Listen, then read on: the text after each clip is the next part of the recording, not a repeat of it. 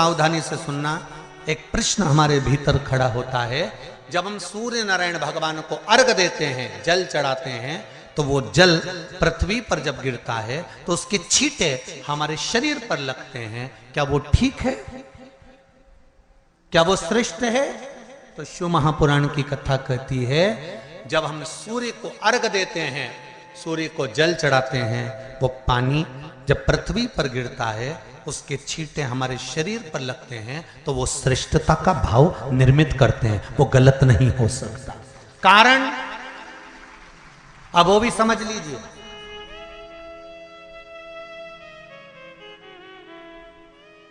अब सूर्य नारायण भगवान को आप जल चढ़ा रहे हो तो छींटे नहीं लगे, उसके लिए क्या स्टूल पे चढ़ के चढ़ाओगे कि कुर्सी पे चढ़ के चढ़ाओगे? अरे बोलो तो सही। अब कई लोगों के दिमाग में यह बात भरा गई कि हम भगवान को जल चढ़ाते हैं, वो हमारे शरीर में छींटे लगते हैं, जमीन पे से पानी गिरता है, वो हमारे शरीर को छींटे लगते हैं, भगवान को अच्छा नहीं लगता होगा। कौन ने कहा? पहले तो उसको पकड़ के ला।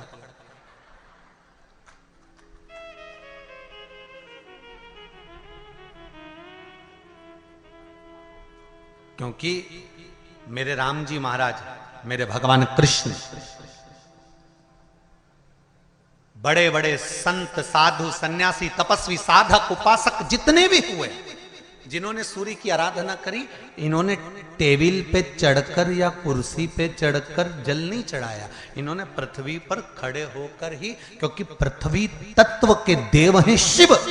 जब हम मृत्यु लोक पर खड़े होकर, पृथ्वी पर खड़े होकर भगवान शंकर का भाग पृथ्वी तत्व को धारण कर कर जल को हाथ में लेकर जब समर्पित करते हैं, और जो जल नीचे गिरता है वो शरीर पर अगर लगता है तो हमको उसका आशीर्वाद ही प्राप्त होता है, दोष नहीं लगता। पर लोगों ने इसको विपरीत कर दिया। कि कौन ने विपरीत करा? कई लोगों ने इसको विपरीत कर दिया। कौन ने विपरीत करा? तो जो दूसरे धर्म के लोग होते हैं, जिनको हिंदू धर्म से नफरत होती है और जो हिंदू धर्म की पूजन, सेवा, अर्चना को समाप्त करना चाहते हैं, वो धीरे धीरे धीरे धीरे कहने लगे कि सूर्य को जल चढ़ाओगे तो शरीर में लगेगा, शरीर में लगेगा तो दोष लगेगा। इसको कह कहकर घर घर में सूर्य को जल चढ़ाना लोगों ने बंद कर दिया कि आप जल चढ़ाएंगे तो दोष लगेगा, शरीर पे छींटा लगेगा, शरीर को ऐसा लगेगा। ये दोष नहीं है। कितनी सुंदर बात है महाराज।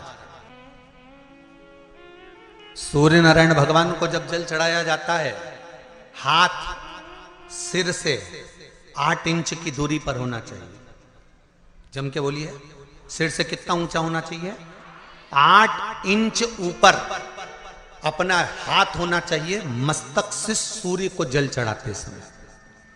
और ना चांदी का, ना स्टील का, ना लोहे का, ना प्लास्टिक का, ना कांच का, ना सोने का कोई बर्तन, ना कांसे का, ना एल्युमिनियम का,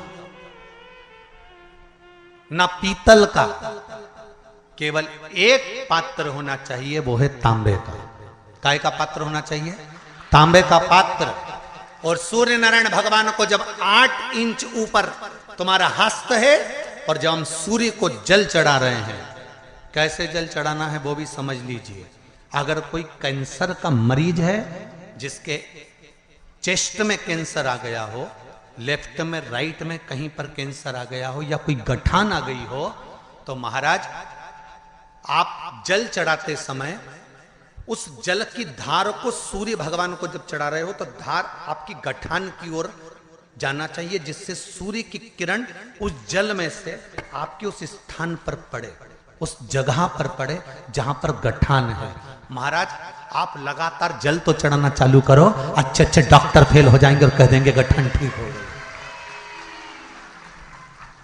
आपका लीवर और किडनी गड़बड़ कर रहा है, आप प्रतिदिन, आपका स्वास्थ्य गड़बड़ रहता है, आप प्रतिदिन ये ज्योतिष शास्त्र के अंतर्गत, रत्न शास्त्र के अंतर्गत, ये रत्न शास्त्र, ज्योतिष शास्त्र, रंग शास्त्र जो हमारे यहाँ है, रंगों के हिसाब से ये जितने रत्न होते हैं, माणिक हुआ, मोती हुआ, नीलम हुआ, मूंगा हुआ, पुखराज हुआ, ये क्यों कहते हैं ये पीला है, ये सफेद है, ये नीला है, ये लाल है, इसको शरीर में क्यों पहनाते हैं? उसका कारण होता है कि जब शरीर में पहनते हैं सूर्य की किरण उसमें पड़ती है, हमारे शरीर पर वो कलर का इफेक्ट पड़ता है, उस कलर को शरीर पर लगता है, और शरीर पर लगता है तो हमारा शरीर धीरे धीरे, हमारी जो इंद्रियां हैं वो सही होने लगती हैं, काम सही होने लगता है। जैसे सूर्य नारायण भगवान को स्टील के लोटे से या चांदी के लोटे से या पीतल के लोटे से या प्लास्टिक के लोटे से या कांच के बर्तन से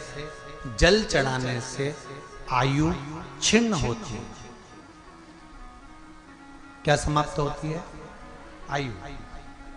और सूर्य नारायण भगवान को अगर तांबे के लोटे से जल दिया जाता है तो आयु की वृद्धि होती है, और दिन भर में अगर कोई काम अटकने वाला है तो वो काम का रास्ता खुल जाता है और शरीर की बीमारी समाप्त हो जाती है। शरीर की बीमारी समाप्त हो जाती है। 2 तारीख को नूतन संवत्सर प्रारंभ हो रहा है, नया वर्ष प्रारंभ हो रहा है। 2 तारीख नया संवत्सर, नया वर्ष प्रारंभ हो रहा है। एक नियम बना लो कि हमारे शरीर को, क्योंकि दिन भर हम दुकान पे बैठे रहते हैं, नौकरी में लगे रहते हैं, सर्विस में लगे रहते हैं। अगर मुंबई, पूना, चेन्नई, मद्रास आदि का अधिक बड़ी बड़ी सिटियों में लोग रहते हैं तो उनको ऑफिस जाना पड़ता है। सवेरे से जल्दी उठते हैं, काम करते हैं, दिन भर ऑफिस में लगे रहते हैं। व्यापार करने वाला व्यक्ति व्यापार करता रहता है, नौकरी करने वाला व्यक्ति नौकरी करता रहता है, धंधा करने वाला व्यक्ति धंधा करता रहता है, ठेला चलाने वाला, गाड़ी चलाने वाला गाड़ी चलाता रहता है। घर की माताओं को एक नियम नए संवत्सर से चालू कर देना चाहिए। क्या नियम? क्योंकि जान है तो जहान है। बोलो सही है कि गलत है? शरीर में रोग आ गया, बीमारी आ गई, और तुमने 5 लाख रुपए महीना भी कमाया, मान लो, एक सरल भाषा में समझ लो, 5 लाख रुपए महीना तुम कमा रहे हो, 4 लाख रुपए महीना तुम कमा रहे हो, और शरीर में बीमारी आ गई। अब वो 5 लाख रुपए तुम्हारे कमाए हुए किसी काम के हैं क्या? हॉस्पिटल में जाओगे, दवाई में, गोली में, जांचों में वो समाप्त होते चले जाएगा। तुमने कमाया किसके लिए था? अपने बच्चों के लिए। मेहनत किसके लिए करी? अपने बच्चों के लिए। परिश्रम किसके लिए करा? आगे बढ़ने के लिए। और मालूम पड़ा कि तुम बीमार पड़ गए, जितना तुमने कमा कर जोड़ा था वो सब तुम्हारी बीमारी में लग गया। तो ऐसा कमाना कोई फायदे का है क्या? कमाओ, दिल से कमाओ, जितनी तुम्हारी कैपेसिटी है उससे दुगना कमाओ, पर उसके साथ एक काम चालू करो कि तुम अंतिम क्षण तक, जब मौत तुम्हारे दरवाजे पर आए, तुम्हारी उम्र जब पूरी हो, तब तक भी तुम बीमार नहीं पड़ो। उसके लिए एक काम चालू कर दो कि नए साल से हमें तांबे के लोटे में पानी भरना है, सिर से 8 इंच ऊपर रखना है, सूर्य को अर्घ देना है, और जो पानी नीचे गिरेगा उस पानी में से सूर्य का दर्शन करना है। वो पानी जब हमारे शरीर के इस हृदय रेखा के सम्मुख से, इस कपाल रेखा के बीच में से, मध्य से उस पानी की धार जब सूर्य की किरण देगा तो हमारे शरीर में कोई बड़ी बीमारी, ना कैंसर, ना लीवर, ना किडनी, कोई अटैक पटैक आ ही नहीं सकती। मेरा बच्चों से भी निवेदन है कि आप अपने पापा से कहो, आप अपनी मम्मी से कहो, और बड़ों से निवेदन है वो अपने बच्चों से कहो। बुजुर्ग माताओं से निवेदन है, अगर आप अपने बच्चों को सुखी देखना चाहती हो, बीमारी में पैसा नहीं लगाना चाहती, आप अपने बच्चों को अंत समय अपनी आंखों से उसको तड़पता हुआ नहीं मरना देखना चाहती, तो सूर्य को अर्घ देना चालू कर दो। क्योंकि सूर्य की किरण जल के साथ जब इस शरीर पर पड़ती है तो शरीर में कोई बीमारी टिक ही नहीं सकती। ये श्रीमद् शिव महापुराण की कथा कह रही है। ये ज्योतिष शास्त्र कहता है, रंग शास्त्र कहता है। हमारे जितने ज्योतिष शास्त्र हैं, रंग शास्त्र हैं, नग बताते हैं, मोती बताते हैं, नीलम बताते हैं, पन्ना बताते हैं, ये सब क्या पहनाते हैं? रंग का क्यों पहनाते हैं? क्योंकि रंग का इफेक्ट इस शरीर पर पड़ता है। कपड़े कौन से कलर के पहन रहा है उसका इफेक्ट इस शरीर पर पड़ता है। उसी तरह 8 इंच ऊपर मस्तिष्क से तुम्हारा हाथ होना चाहिए, तांबे के कलश में जल होना चाहिए और सूर्य को देखकर उस जल की धार में सूर्य को जल दीजिए। जिंदगी में बीमारी तुमको नहीं घेर सकती, और बीमार हो भी गए हो तो 15-20 दिन करके देखने में कुछ नहीं जाता। बाद में मत करना, सियोर वाला हमारा झूठ बोल रहा होगा, उसमें क्या दिक्कत?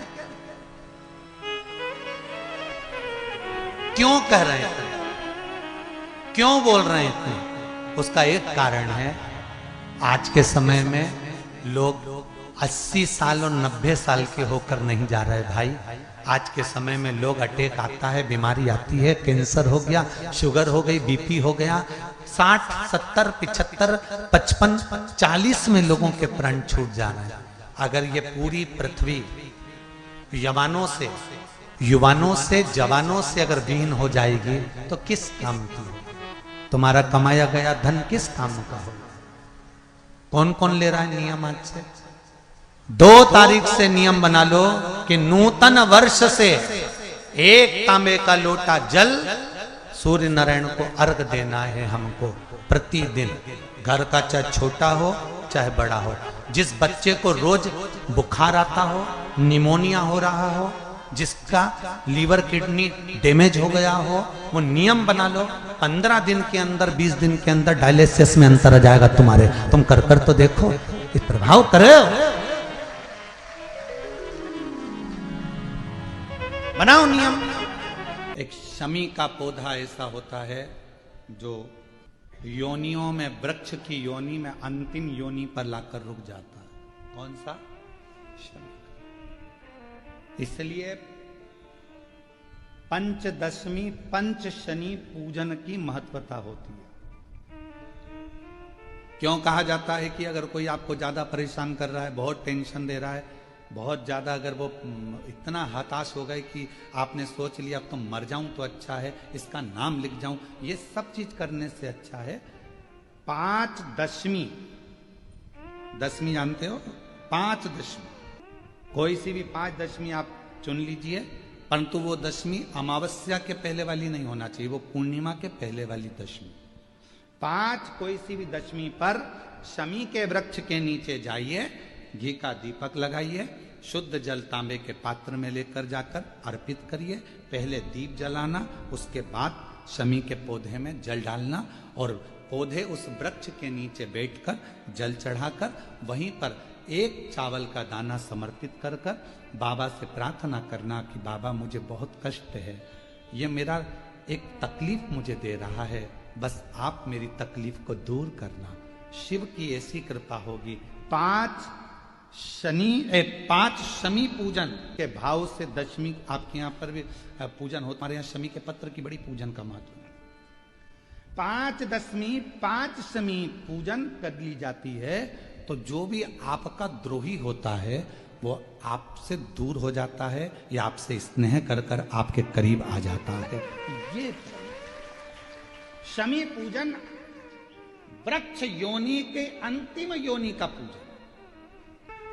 सारे वृक्षों पर पत्थर पड़ जाते हैं पर शमी के पौधे पर पत्थर किस लिए हम मारेंगे? कौन मारेगा? उसमें तो कांटे लगे रहते हैं, कौन मारेगा उसको? क्या कांटा झड़ाएगा पत्थर मार कर? नहीं।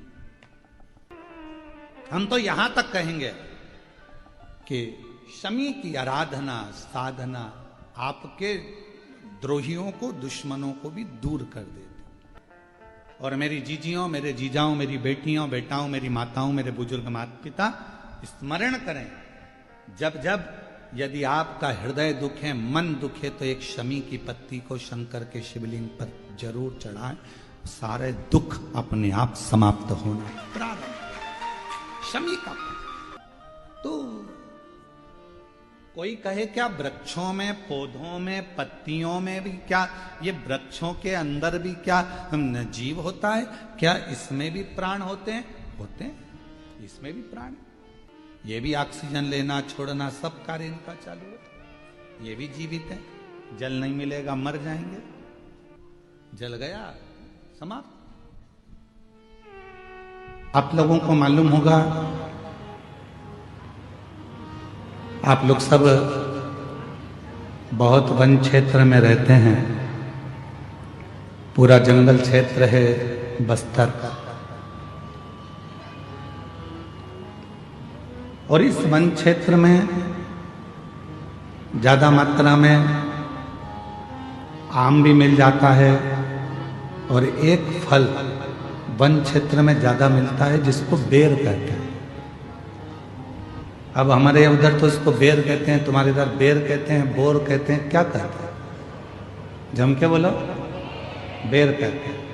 आता है इधर? बोलो तो जम के। आता? दो देव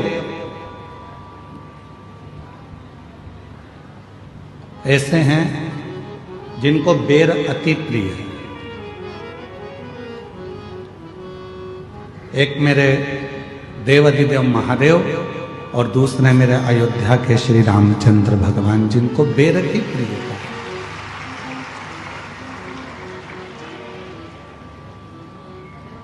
और इतनी प्रियता बेर की है मेरे राम जी को, इतनी प्रियता मेरे भगवान देवाधिदेव महादेव को है।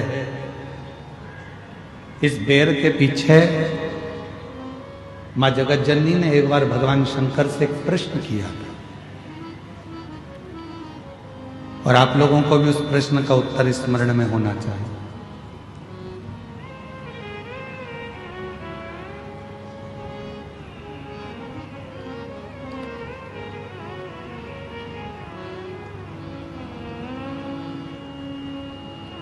जगत जननी मां अम्बा जगदम्बा एक बार भगवान शंकर जी के साथ में भ्रमण करती हुई महाकाल वन में पहुंच गए।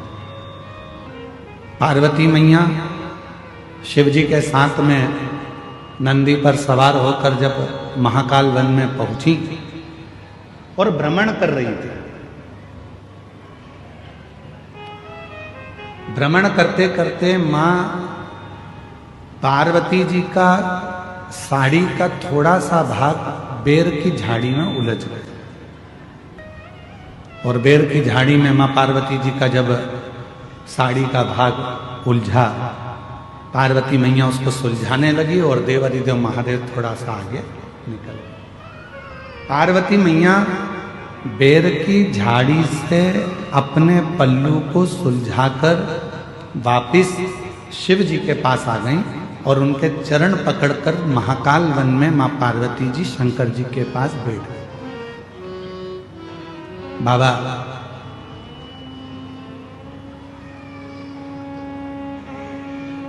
ये बेर की झाड़ी इतनी उलझी हुई है, ये बेर की झाड़ी इतनी उलझन उत्पन्न करती है, इतनी उलझी हुई है, इसमें इतने कांटे लगे हुए हैं, इतनी उलझन बनी हुई है, और फिर भी आपको बेर इतना प्रिय क्यों है?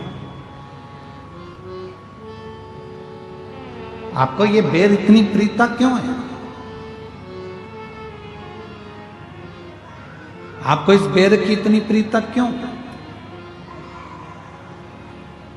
जब ये बेर की झाड़ी इतनी उलझी हुई है, इसमें कांटे इतने लगे हुए हैं, ये उलझन उत्पन्न करती है, इतनी उलझी हुई है, तो भी आपको बेर से इतना प्रेम क्यों है? शंकर भगवान ने उत्तर दिया, पार्वती, संसार जैसे बेर की झाड़ी उलझी हुई है, वैसे ही ये पूरा संसार सागर उलझा हुआ है, पर उस उलझे हुए संसार सागर में भी जैसे बेर पूरी झाड़ियों में उलझा रहता है, पर बेर उस झाड़ी में अपने आप को संभाल कर रखता है, और वो बेर एक दिन मेरे पास पहुंच जाता है। उसी तरह जिसने पूरे संसार में भ्रमण कर कर भी, संसार के लोगों के साथ रहने के बाद भी, संसार के जीवों में उलझने के बाद भी जो अपनी आत्मा को परमात्मा में लगा कर रखता है, शिव कहते हैं वो बेर की तरह मुझे स्वीकार होता चलेगा। आप सब तो छत्तीसगढ़ के रहनिवासी हो, राम जी के नाना जी के घर से हो, तो आप लोगों को तो मालूम होगा, मां शबरी अम्बा के दरवाजे पर जब भगवान श्री राम पहुंचे थे, तो मां शबरी अम्बा ने राम जी को क्या खाने को दिया था?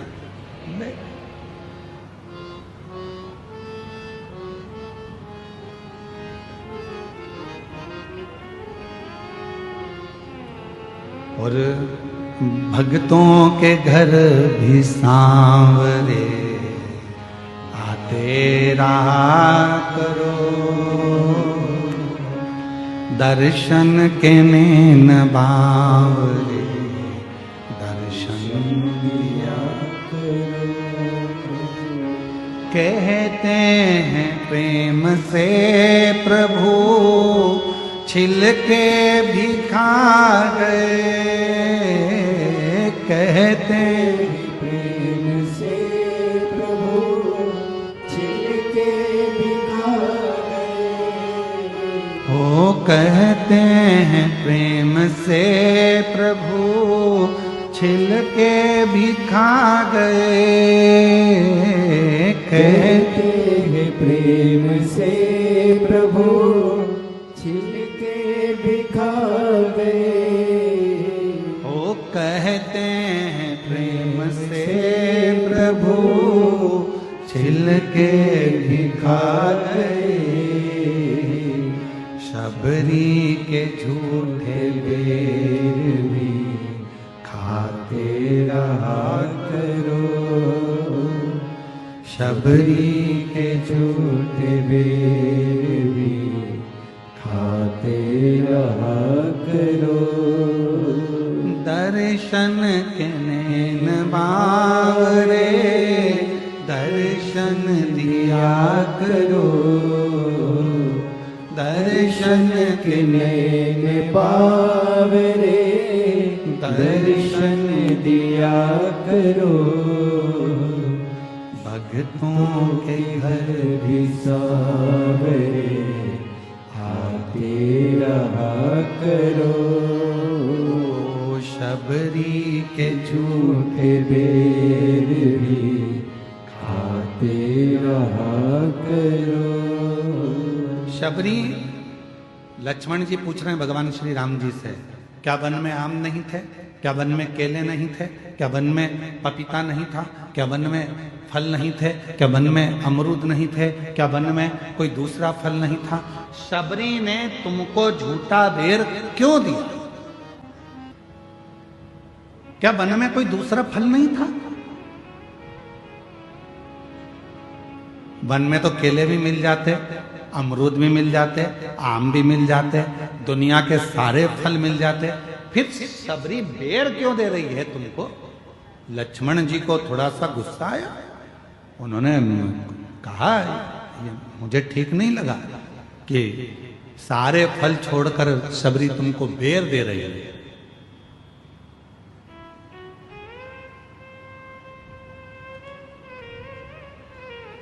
राम जी ने कहा लक्ष्मण तुम कभी नहीं समझ पाओ, ये बेर शिव की बूटी है, औषधि है। शबरी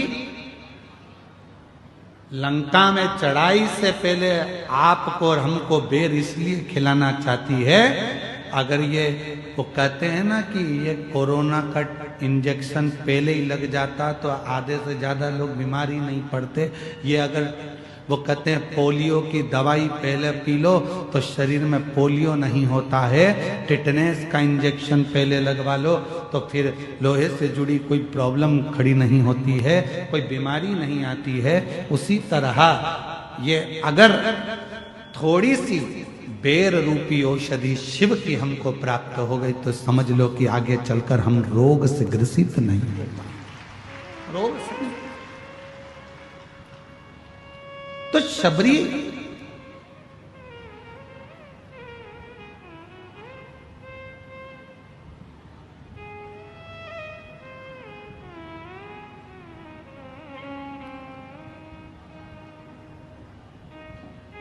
आप सबको मालूम होगा लक्ष्मण जी को राम जी ने बेर दिया था शबरी का झूठा वाला, और राम जी ने लक्ष्मण जी को दिया तो लक्ष्मण जी ने खाया था क्या करा? फेंक दिया। फिर लक्ष्मण जी को बाद में खाना पड़ा। कब? जब लक्ष्मण जी मूर्छा खाकर गिर गए, संजीवनी लेने हनुमान जी गए। लोग कह रहे थे वो संजीवनी लेने गए हैं, पर राम जी मुस्कुरा रहे थे कि संजीवनी नहीं है, जो शबरी ने बेर दिया था श्री शिवाय नमस्तुभ्यम, हर हर महादेव। पूज्य गुरुजी ने इस वीडियो में 14 दिसंबर रविवार दशमी तिथि के विशेष उपाय कथा बताई हैं। वीडियो अच्छी लगे तो like, share and subscribe, comment में श्री शिवाय नमस्तुभ्यम, हर हर महादेव अवश्य लिख देना। चैनल को सब्सक्राइब अवश्य कर देना। जय श्री राम, हर हर महादेव, जय श्री महाकाल।